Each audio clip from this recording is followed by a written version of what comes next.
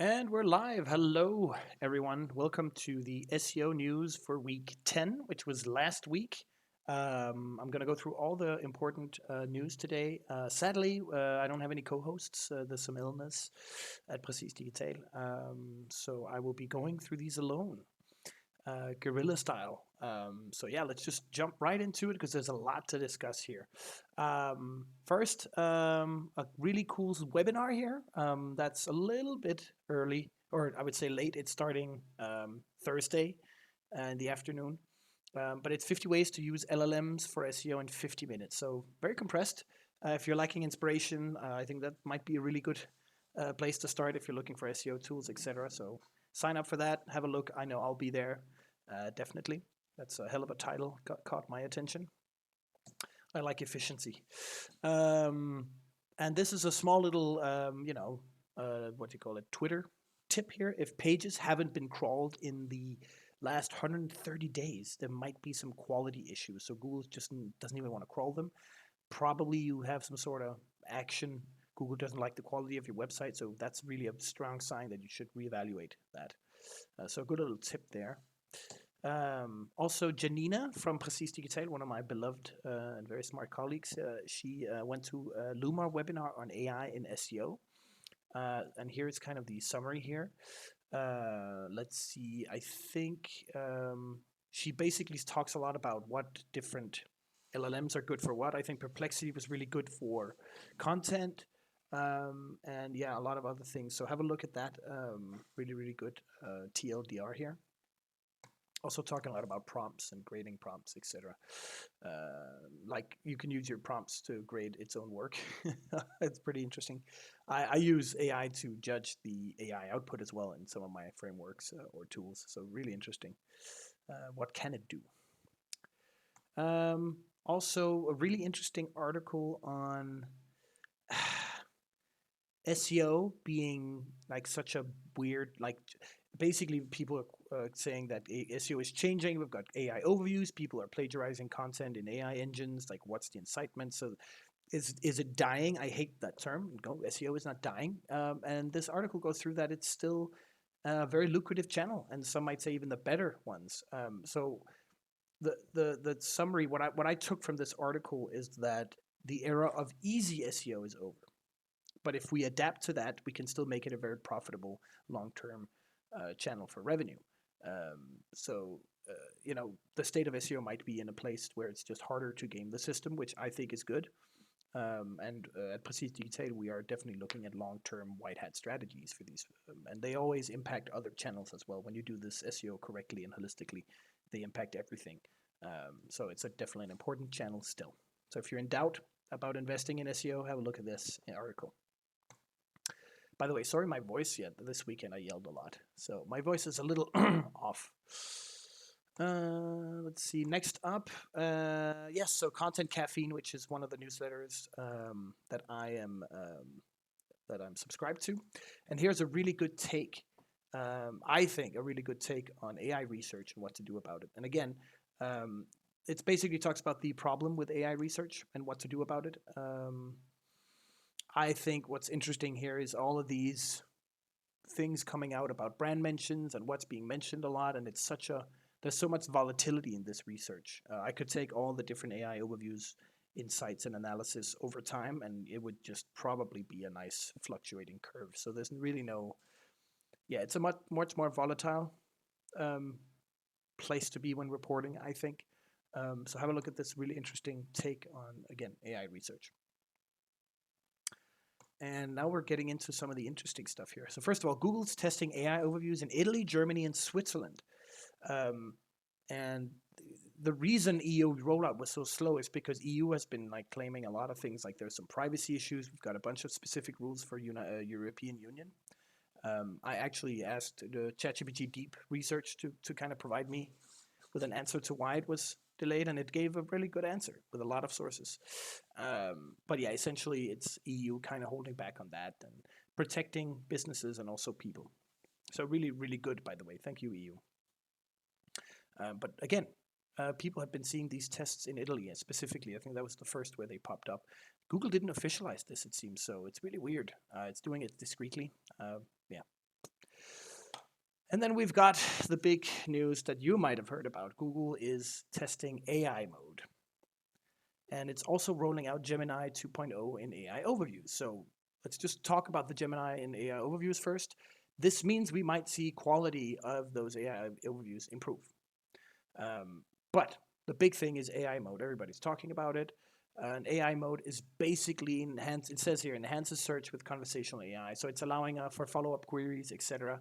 I think they want to move into the territory of the conversationalist chats like OpenAI, ChatGPT, of course, which has chat in the name. It's a slow shift, so it's doing it in labs right now. You can check it out as an experiment, but this might signal the future of search, right? So Google starts with these in labs, then slowly rolls out in other kind of environments, and then maybe in 2 years, AI mode might be a full flagship product for everyone to use, just like with AI overviews. So it's really important that we follow along on what's going on here.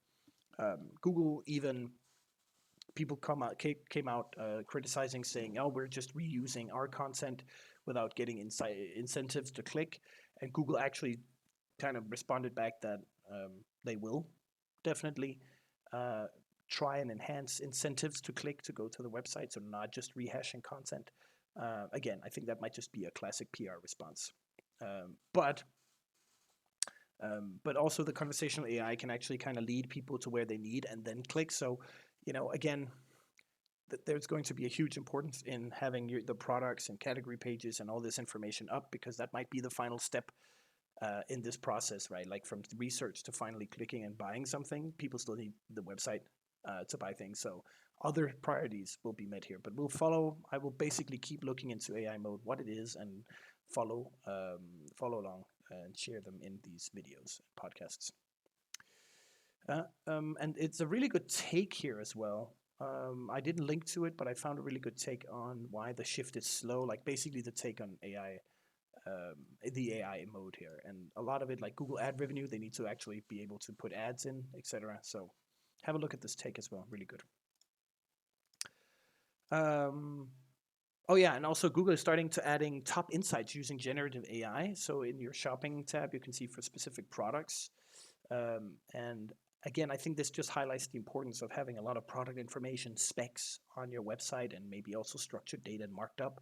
I wouldn't be surprised if those insights might come from structured data or just crawl or whatever it's in the index.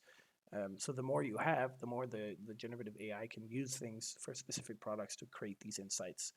And yeah, that could help with click-through rates or conversion rates. And oh, this is very interesting. So Gianluca Fiorelli, big one of those big SEOs on Twitter as well, and in the world, got one of his clients into AI overviews and answers using a different approach than brand mentions and LLM train, like brand mentions for LLM training, but also just general digital PR, etc., which is one of the ways to get into the training data. But yeah, he used a content approach here. So looking at like really creating catered content that would fit in some of these answers that has been seen in AI overviews, which I think is very smart. And it's a video showcasing a little bit of that, so not very detailed guide on how to do it, but definitely a very, very good guide. And worth noting, the website he was working on already was authoritative, so it wasn't a brand new website. But yeah, very interesting. So there's different approaches to getting into AI overviews. And here's an interesting one as well. You can now use robot tags, like for example, the no index tag on different URLs. You can now, there's a statement or a parameter, I suppose, to limit what is being shown in AI features in Google. So the no snippet tag used to be just for snippets, and it now also includes AI mode and AI overviews, which means I can technically choose what URLs I should want to block. And I think it would be very funny if everyone on the internet decided to just completely block every single page of every single website from AI overviews. If you are concerned about Google, taking your content and just using it to answer a question, and you never get the click, then that's what we should all do. The problem is if I do it for my websites in in solidarity, and then there's one person that does, then they dominate the AI overviews, and they might get a lot more mentions, and they might get some clicks, and they might get some visibility. And so either we all do it or nobody does. And it's really, yeah, it's weird. But yeah, you can definitely do it now, which is interesting. And there might be things you don't want to appear or to be plagiarized by an AI engine. So, worth having that discussion. Also, Forbes came out with something interesting. I found the article in Forbes at least.